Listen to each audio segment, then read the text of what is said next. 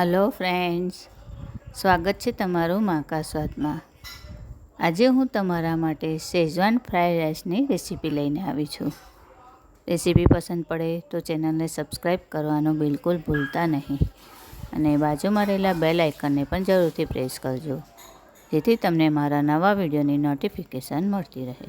Fried rice બનાવવા માટે સૌથી પહેલાં આપણે રાઈસ બનાવી દેવાનો છે. તો એના માટે મેં આ પાણી ઉકળવા મૂકી દીધું હતું અને એક કલાક પહેલાં મેં આ 1 કપ ચોખાને પલાળી રાખ્યા હતા. તો હવે એ પાણી સાથે જ આપણે ઉકળતા પાણીમાં એડ કરી દઈશું.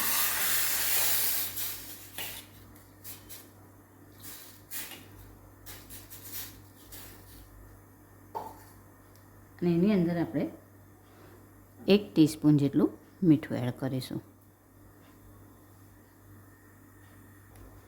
મીઠું એડ કર્યા પછી એક વખત એને મિક્સ કરી લેવાનું છે.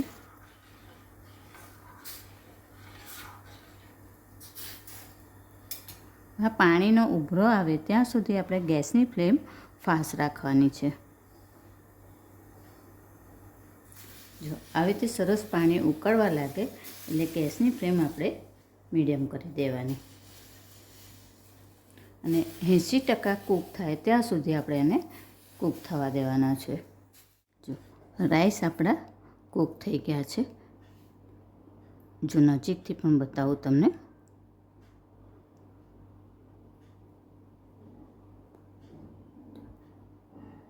આવા થોડા ઘણા તૂટી જાય એટલે આપણે ગેસની ફ્લેમ બંધ કરી દેવાની ને આને એક કાણાવાળા વાસણમાં આપણે લઈ લઈશું એટલે આ બધું પાણી નીકળી જશે અને જે ગરમી અંદર હશે એનાથી જે બાકી છે એવા રાઈસ બફાઈ જશે.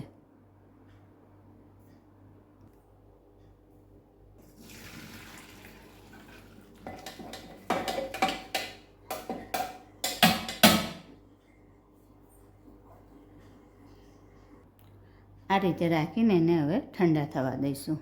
શેઝવાન રાઈસ બનાવવા માટે મેં આ એક કઢાઈ મૂકી દીધી છે અને ગેસની ફ્લેમ મીડિયમ રાખી છે. તો એમાં આપણે 1 થી 1.5 ટેબલસ્પૂન જેટલું તેલ એડ કરીશું.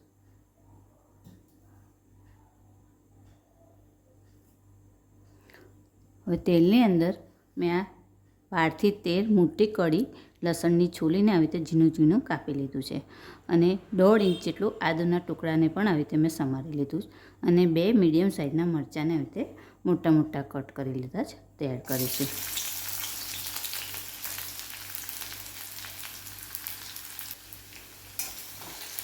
એને આપણે 1 જ મિનિટ માટે ખાલી સાંતળવાના છે.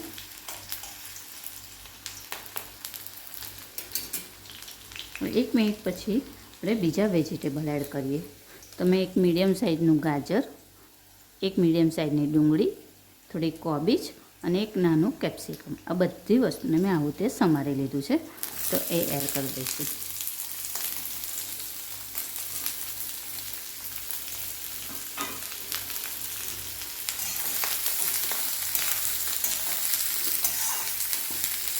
એને આપણે 5 થી 7 મિનિટ ગેસની ફ્લેમ થોડી ફાસ્ટ કરી દેવાની અને શેકવાનું છે.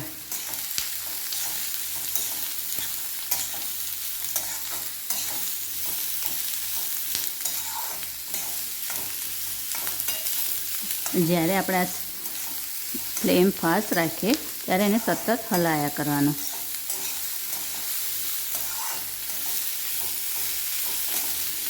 ડુંગળીનો કલર થોડો ચેન્જ થાય ત્યાં સુધી આપણે એને હલાયા કરવાનું છે.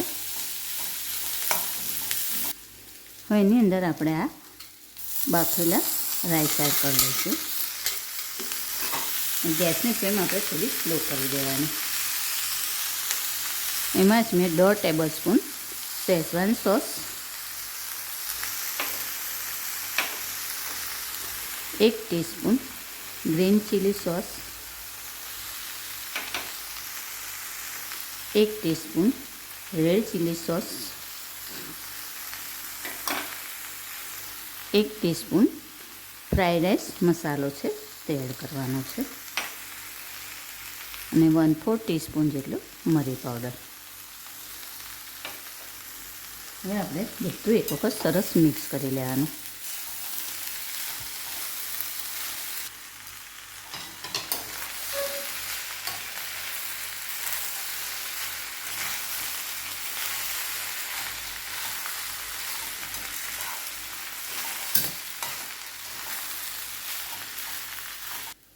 બધું મિક્સ થઈ જાય પછી એક વખત આપણે આને ટેસ્ટ કરી લેવાનો. કારણ કે આપણે બધા સોસની અંદર મીઠું આવે અને રાઈસ જ્યારે આપણે બનાવ્યું ત્યારે પણ એમાં મીઠું એડ કર્યું હતું.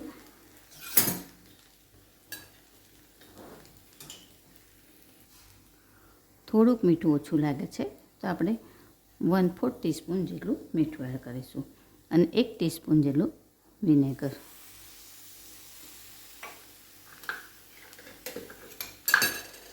ફરીથી એક વખત એને મિક્સ કરી લેવાનું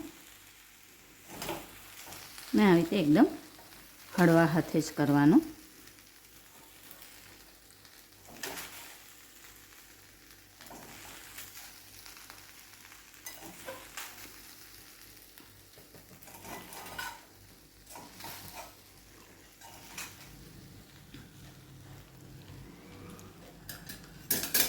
હવે ગેસની ફ્લેમ બંધ કરી દઈશું અને આને સર્વ કરી લઈશું.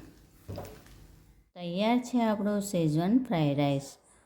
ફ્રેન્ડ્સ, આવી જ બીજી અવનવી રેસીપી જોવા માટે મારી ચેનલને જોતા રહો, લાઈક અને શેર કરતા રહો.